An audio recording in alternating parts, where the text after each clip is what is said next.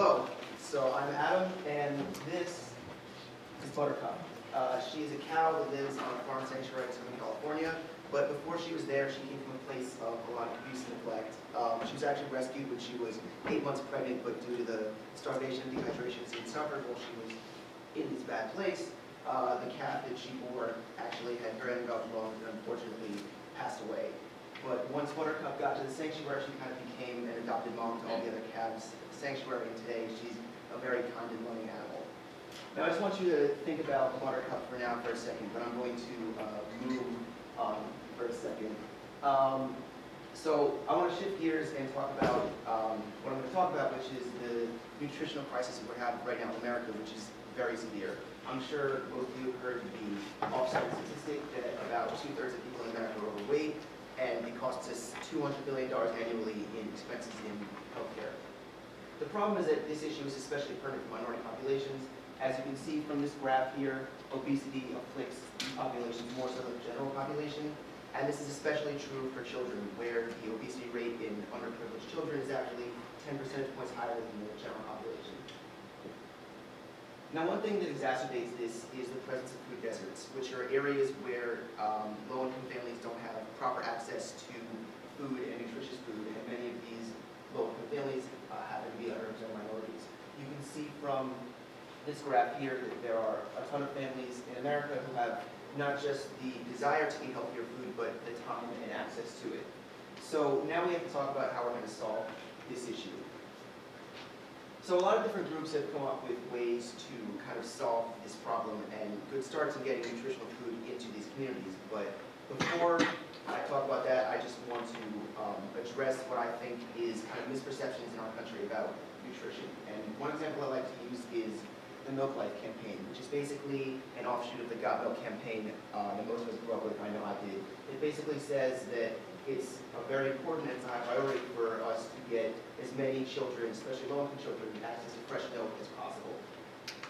Unfortunately, what's actually starting to come out now is that despite decades of campaigning from the dairy industry, there really isn't that much hard evidence that milk is good for us. There really aren't any scientific studies that show that milk prevents osteoporosis, but what is showing in correlation is that milk leads to, especially drinking milk throughout childhood, often leads to diabetes and obesity. And we've seen a lot of major news outlets kind of reporting on this in recent years. It's also true for common food staples such as chicken, eggs, and beef, where at times we thought they're healthy for us, but in reality that appears not to be the case, and they lead to conditions like heart disease and cancer. When you throw this into the fact that over half of African Americans, Asian Americans, American Indians, and Mexicans in America exhibit some form of lactose intolerance, it starts to become clear that the Western diet might be the most responsible for healthcare problems in these communities. So, assuming we all accept that maybe we're not right on what we think is nutritious, we have to consider what we should change our diet to. And what I want to endorse today is the plant-based diet, which basically means cutting out all animal products, meat, dairy, eggs, fish, etc. So this is a book called The China Study by Dr. T. Campbell, who's a doctor of biochemistry and nutrition at Cornell. And what he did is he went and undertook the largest nutritional study ever conducted. He went to rural China and examined how, as the middle class gained more wealth in the 70s and 80s, they started to eat more animal products.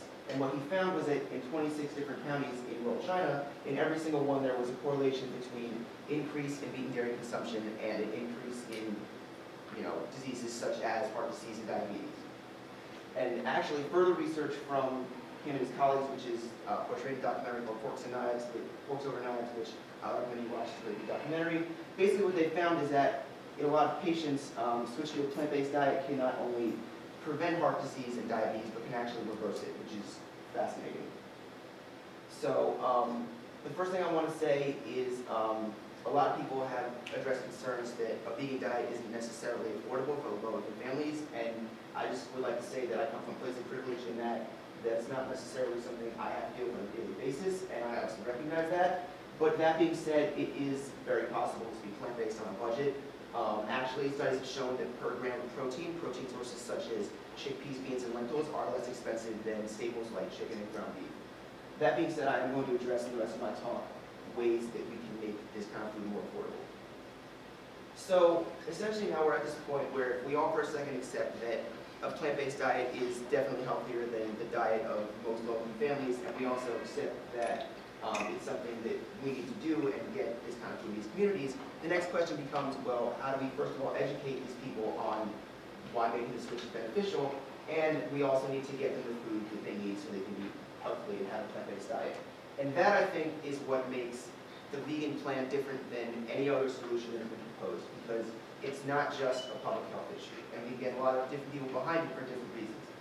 For instance, there is a huge environmental imperative to make the switch to a plant-based diet. If you cut out meat and dairy, it will actually reduce the carbon footprint of your diet by 90%, and as you can see from this chart here, it will also reduce carbon dioxide emissions by 1.5 tons per year. Furthermore, meat in today's society, and with as many people as we have on the earth, is just basically unsustainable. I'm sure a lot of people know there's a lot of worry in California about the drought that's coming up, but what most people don't realize is that over about half of California's water just goes to the meat and dairy industry so they can produce, the livestock industry so they can produce meat and dairy. So if we just cut that out, it would save us a ton of water, and it's also things like land use would be more sustainable as well. Furthermore, the laborers on these factory farms are often illegal immigrants, and they're some of the most underrepresented, mistreated, and overworked workers in America.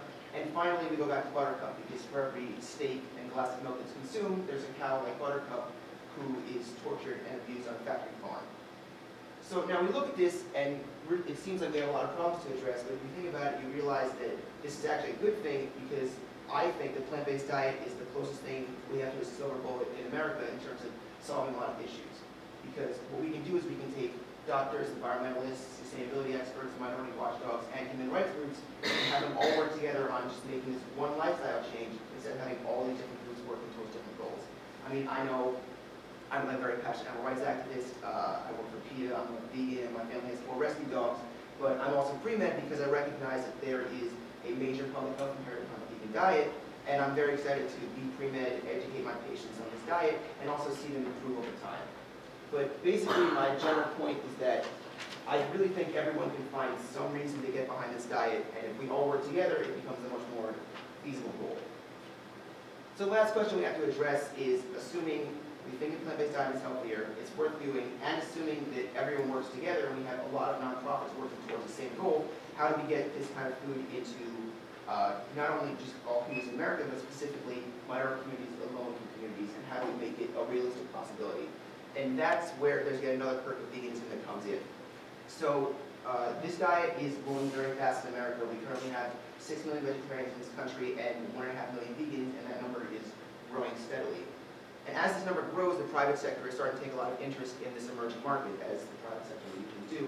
So what's happening is there are companies such as Beyond Meat and Just Mayo that have made healthier alternatives to foods we all know and love, and have raised a lot of funding for them and marketed them to not just the upper class, which is what people usually think of veganism as, but to all communities.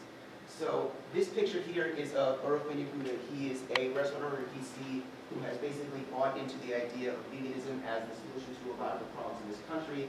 And he has a vegan restaurant where he basically talks to people who live in food deserts in the greater DC area and describes to them why they should go vegan, what kind of benefits they have on their lives. And he also has a food truck where he basically goes around to these food deserts and gives out free samples to people. It's been very successful. He just basically, there's a video of it on Washington Post, it's very cool. But basically go out and just give people free samples of macaroni and cheese without any cheese in it, and they're fascinated and they enjoy loving it. I also want to say very quickly that obviously mac and cheese, even without cheese, is still not the healthiest alternative, but I still think it's worth doing because it's a gateway to getting actually foods like fruits and vegetables in these communities. I know when I first went vegan, I used a lot of these fake products almost as a crutch, but now I've gotten to the point where I'm eating this much and I lean more towards fruits and vegetables. But essentially the larger point I'm trying to make here is that we have this one issue that seems like one simple lifestyle change, but has so many different impacts, and we can get all these different nonprofits working towards it, and it can have a much greater impact than just having specifically groups who are already working on solving this problem of getting healthier food in minority communities, working on it alone. And that's why I really think that embracing this idea of a plant-based diet is potentially the best way to improve minority health and health of the country as a whole. And I know if you all made the switch, it would make Buttercup and me very happy. Thank you.